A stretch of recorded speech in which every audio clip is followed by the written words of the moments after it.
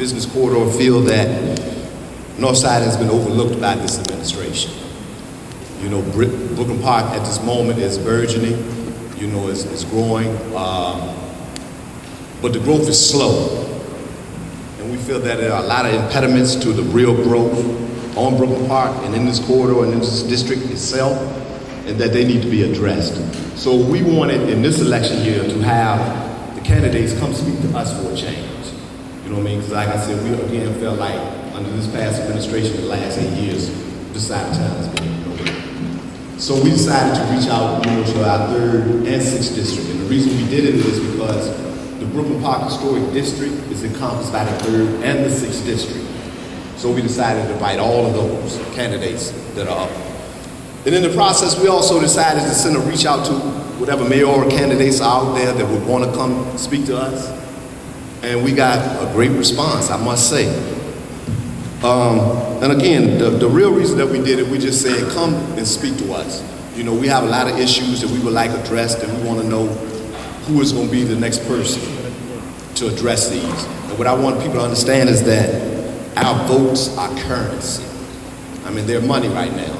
And what people got to understand is that we gotta go past these old relationships that we've had, you know, voting for the people that we've been voting for because we know them, or this is a name that we're used to.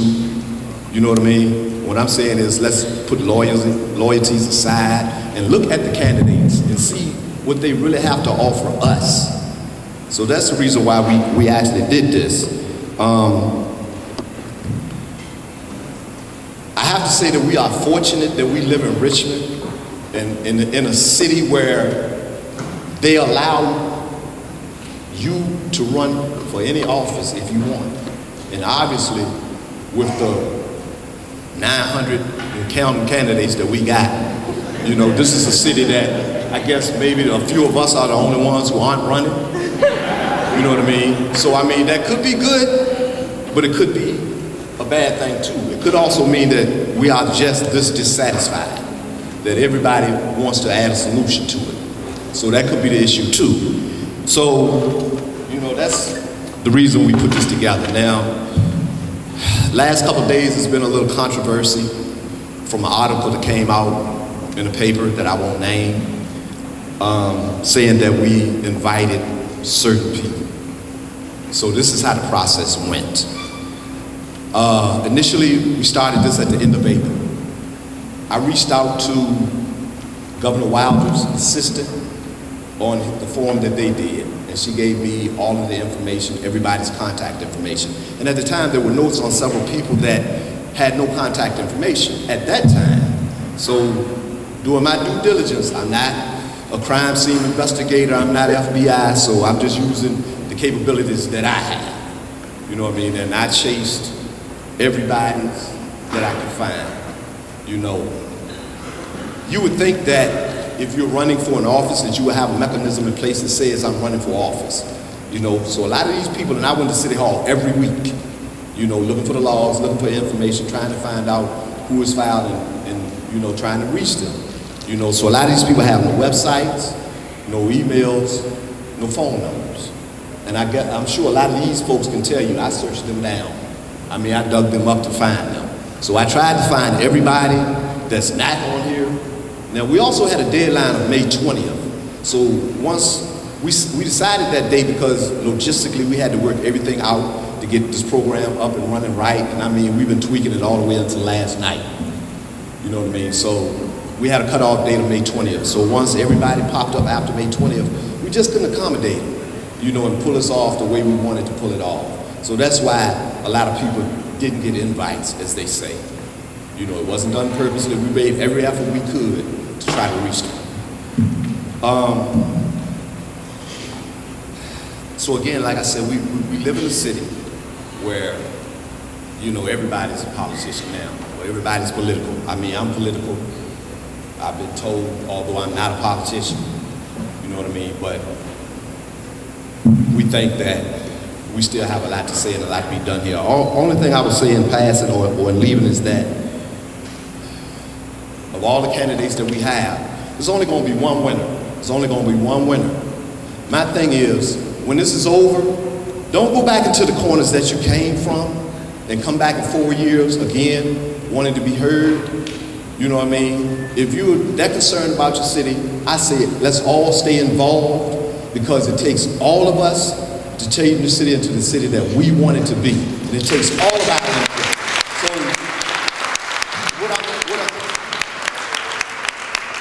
basically what I'm saying is that you don't have to be an elected official to affect change in the city.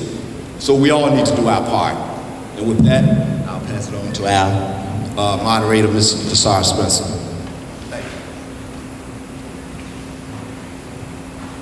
Thank you, Pastor Williams, Mr. Brown, and Willie Hilliard for your remarks and comments and for that heartfelt prayer.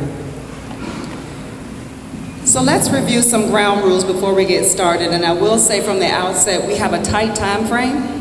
We have a lot of candidates, and we really want to hear what they have to say. And so we have to have some ground rules that everybody has to agree to so we can play fair tonight. Is that all right? Can we say yes to that? Yes? Okay. So, of course, the most important one is that all cell phones should be turned to silent or vibrate. Please. If you have to take a call, please exit the auditorium. There are doors to the rear of the auditorium and here to my left and your right. We also ask that you refrain from applauding, booing, or yelling out in any way during the forum. We want every candidate to have an opportunity to be heard clearly, and we want this space to be a space of respect for each other, for differences of opinion or even things that you just don't like. We want to honor those who have a position to speak their position and to be heard. This last thing that I will say for the community is to refrain from loud sidebar conversations to ensure that those seated around you can hear both the questions and the answers. Again, we'll be looking to move straight through, so you might be preventing someone from hearing something that they really want to hear. Does that make sense? Thank you. Now, candidates. Good evening. The community submitted questions via Facebook and email, and they volunteered to ask a few questions as well. Now, I will offer an introductory statement explaining the mission of each office, and I will ask each of you an introductory question where you will have the opportunity to tell us a little bit about your qualifications, and that'll make sense when you hear me ask the question.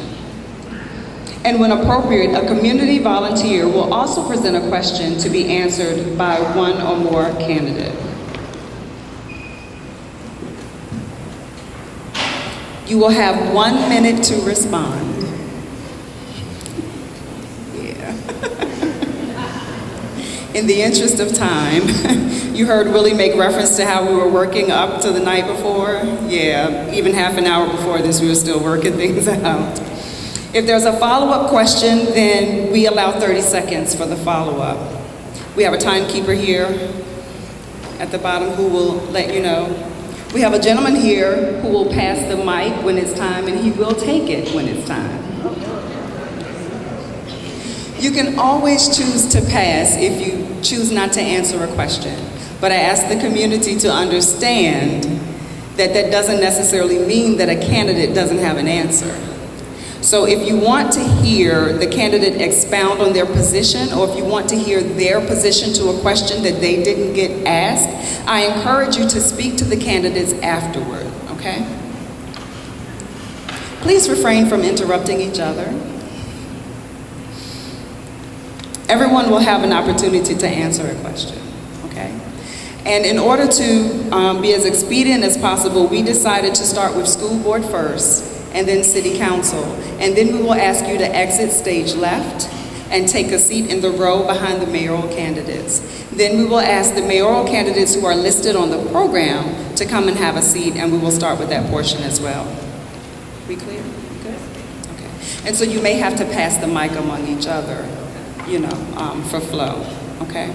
Particularly at the beginning when you introduce yourself. And so if we're all clear, oh, one more thing I need to mention. Someone asked for the Twitter handle for this event. It is Northsider RVA. Yes, Northsider RVA.